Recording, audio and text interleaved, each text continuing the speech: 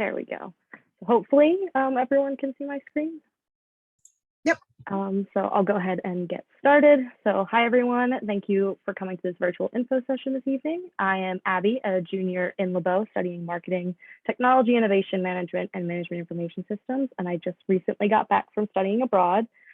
So to give a brief overview of why I received disability accommodation and kind of how I'm going to be able to give my experience of studying abroad with a disability. I suffered multiple traumatic brain injuries during my middle and high school years, which resulted in me in dealing with long-term symptoms. So some of the accommodations that I received to help me manage are taking written exams instead of online, extra time on exams, and priority registration. So tonight's info session is going to revolve mostly around my experiences as someone with a disability studying abroad.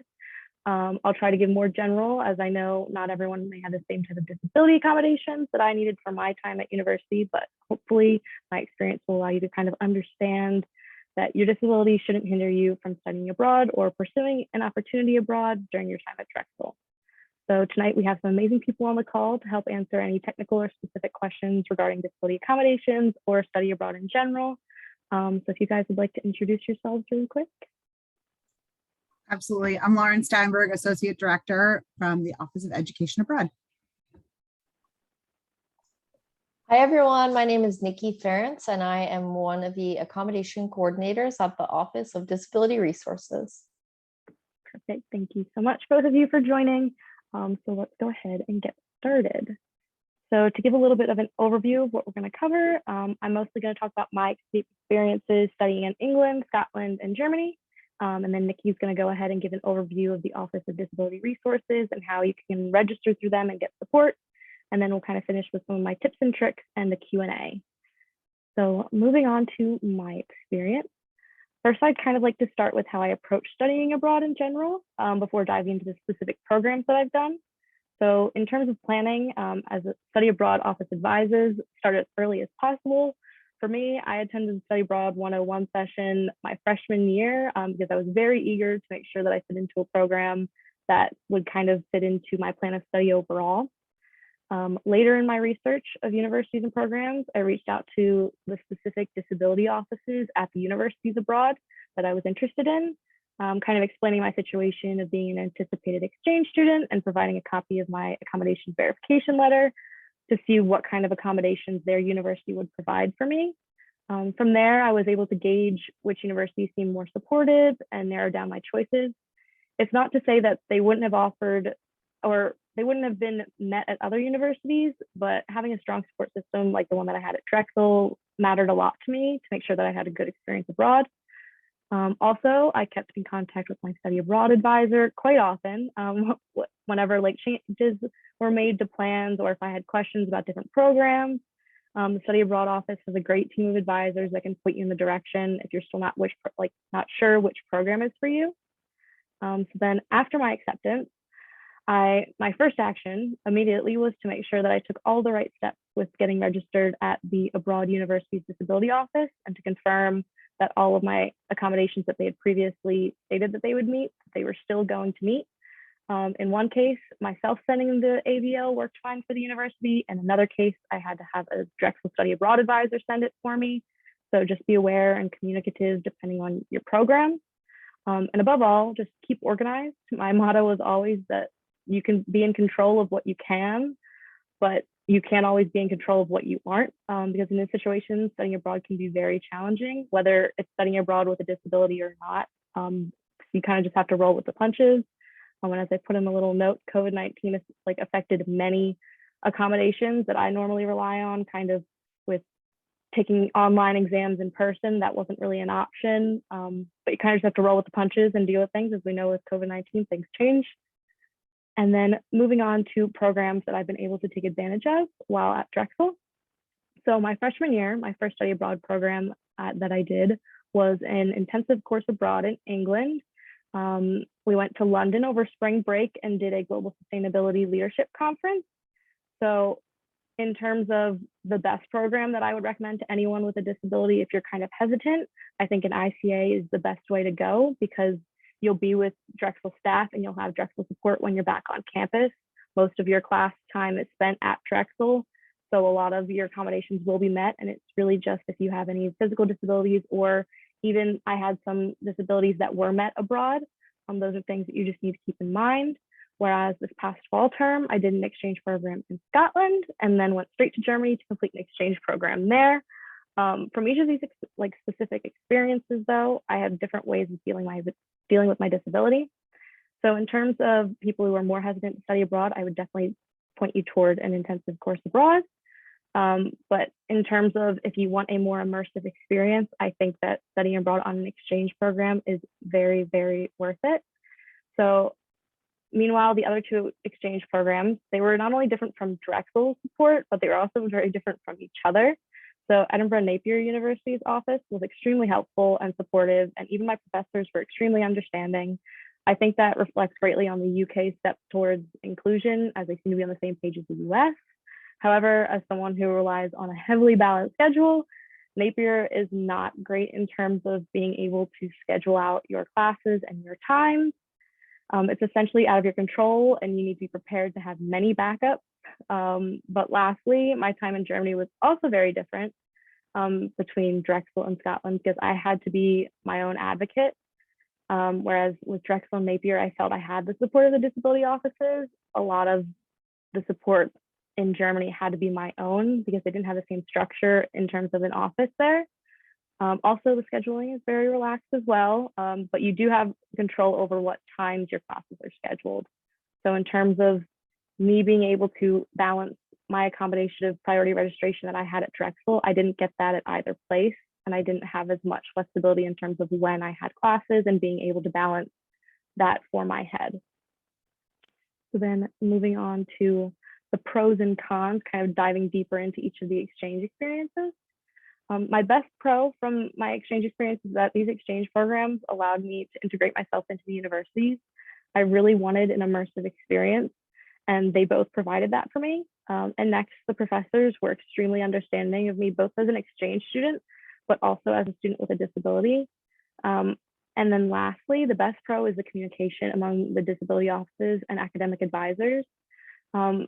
Yes, abroad, they were great, but especially here at Drexel, I felt that I had a lot of support even while I wasn't at Drexel. Everyone that I've worked with has been amazing and a pillar in my ability to take advantage of all these experiences. And I know that I would not have been able to take advantage of 3 study abroad experiences if it weren't for the support at Drexel.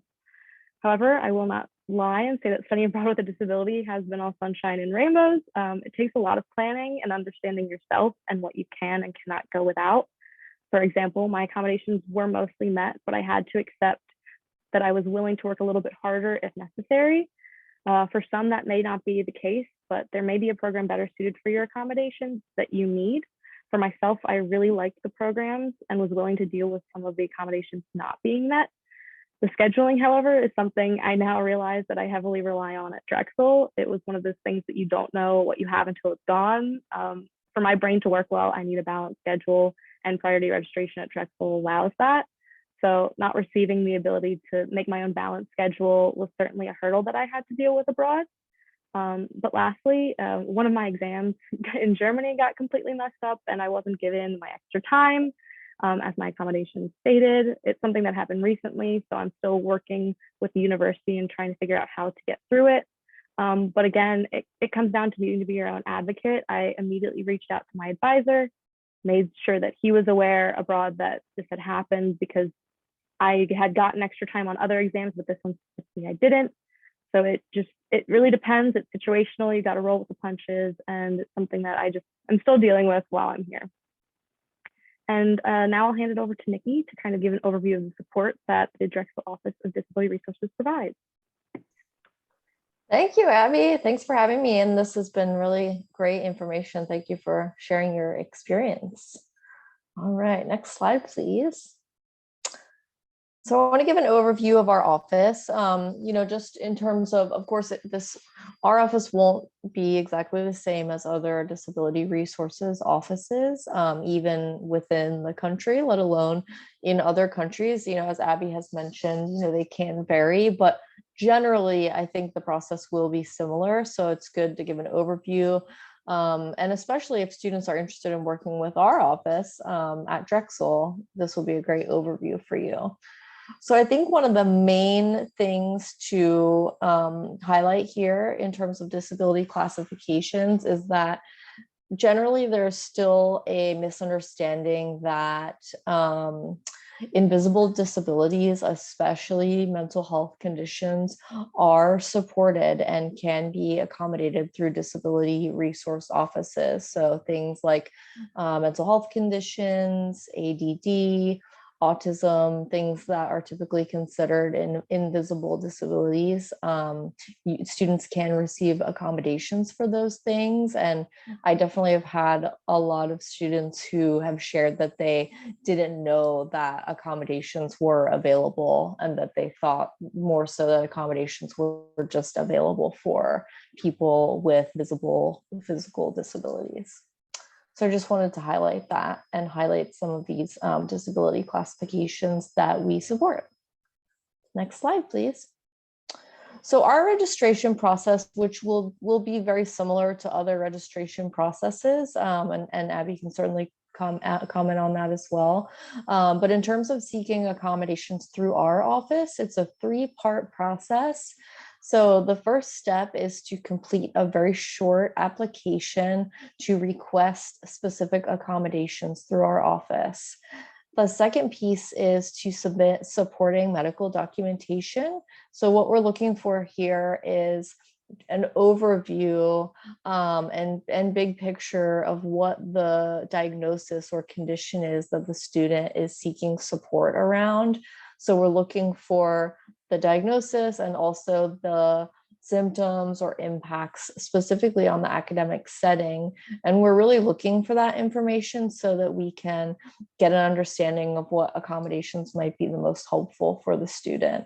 And then the third piece is really the most important, which is the student and staff from our office will meet to go over everything. So we'll discuss the request, the medical documentation, and that's where we'll talk about what accommodations might be the most helpful and approve those accommodations for the student.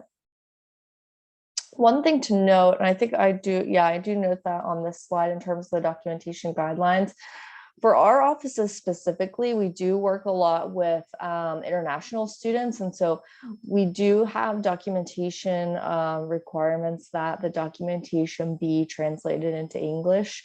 So that might be an important thing to consider with doing a study abroad and seeking accommodations, is that the language that your medical documentation is in, may need to be translated into a different language. So that would definitely be something I would recommend looking into or planning around before you go, depending on where you're going and what the main language there is.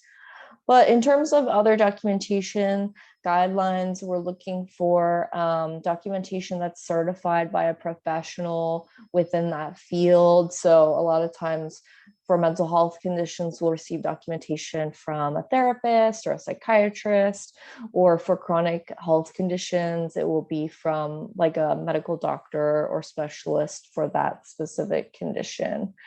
And we do have all of our documentation guidelines on our website under forms, and it is broken down into sections like ADHD, psychiatric conditions, and autism, physical chronic health conditions. So the guidelines are there to be shared with medical professionals if needed, so that you and the person you're going to be working with to submit the medical documentation know exactly what we're looking for. Next slide, please.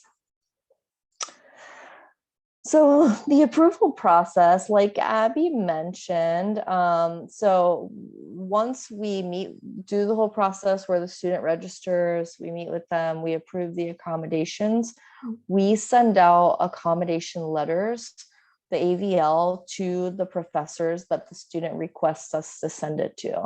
So sometimes students will want the letters to go out to all their professors. Sometimes they may just want it to go out for specific classes where they know they're going to need accommodations, but we do send those out each quarter on behalf of the student through our electronic system, which is known as Clockwork. And so, like Abby mentioned, when she was studying abroad, it sounds like they had something similar to the AVL where those were communicated and sent out to the professors. And so specifically for our office, those need to be renewed each quarter. Next slide, please. Oh, that's you, Abby. Thank you. Thank you. Thanks so much for giving us that overview. So finally, I'd like to end with an overview kind of my tips and tricks about trying to study abroad with a disability, and then also just generally studying abroad. I also welcome Lauren to throw in any tips and tricks at the end if you'd like to. But so in terms of trying to study abroad with a disability, as I've said, communication is key, and being your advocate are definitely my two biggest tips. It's what got me through my time abroad, and I think that it's both great skills in terms of just life in general, but definitely studying abroad, it was a big thing for me. Make sure you send emails, schedule meetings with advisors, whether that be Drexel advisors or advisors at the host university, just to discuss if they can even meet your accommodations, because you probably don't want to go through all of the steps in terms of applying to a university that ultimately may not be able to support your needs. And use Drexel support before, during, and after. The Office of Global Engagement is a great team of people, and then the ODR is a great team of people. So use as much support as you need. They're there for you. They're great resources. And lastly, find the best program for you. I could go on and on about how amazing my experiences were, how amazing Edinburgh Napier University is, but that may not be the program that fits your academic, personal, or disability requirements.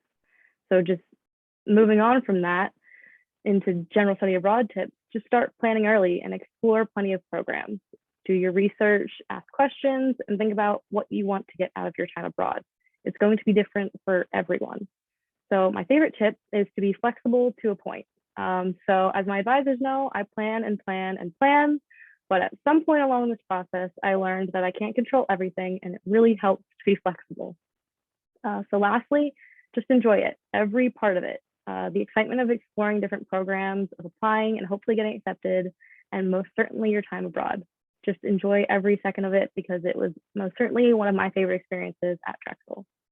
So I'd like to thank everyone for coming along, and feel free to reach out to me, whether that be via email or social media. I also left the links to disability resources and global engagement on there in case any of you want to reach out to any of the advisors or search through any programs. So now we kind of have time for a Q&A, or if any of the advisors have any other things to add on, feel free.